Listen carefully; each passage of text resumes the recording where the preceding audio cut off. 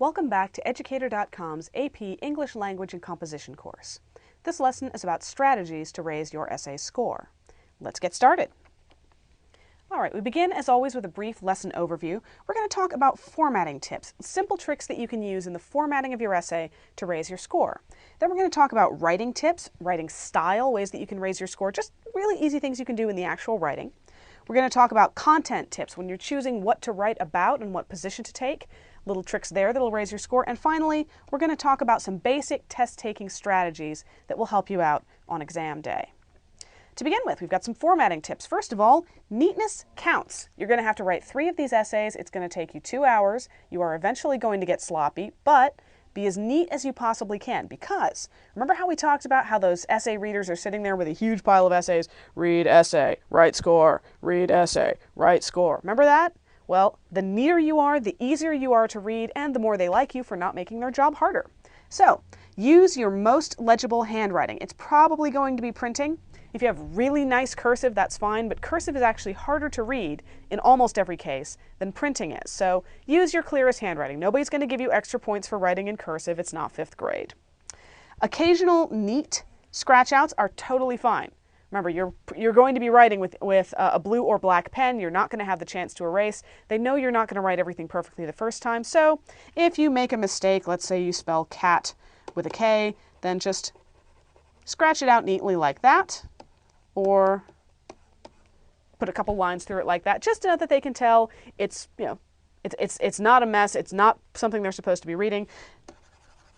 Don't scratch it out like crazy and make a big mess and put a hole in the paper. It's not good. So a big mess of scribbles is not fine. And finally, practice writing timed essays by hand. Don't use a word processor. Get used to writing in your best handwriting for an extended period of time. You really don't practice that as much in school as people used to do, so it's a skill like any other. When you practice writing your essays, which remember we recommend you do, make sure that you are writing them timed and by hand. As your handwriting gets better and as you get more comfortable with it, your essays will become more legible and you'll get more points for neatness.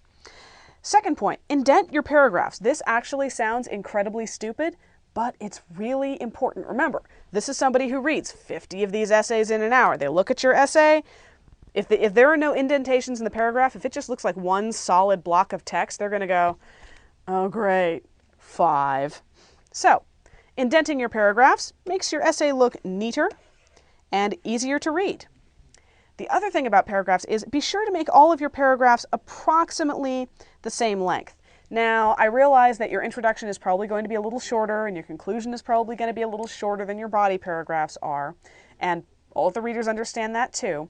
But if you have an introductory paragraph that's like that, and maybe get another line down there, and then you have a body paragraph that's like that, and then your next body paragraph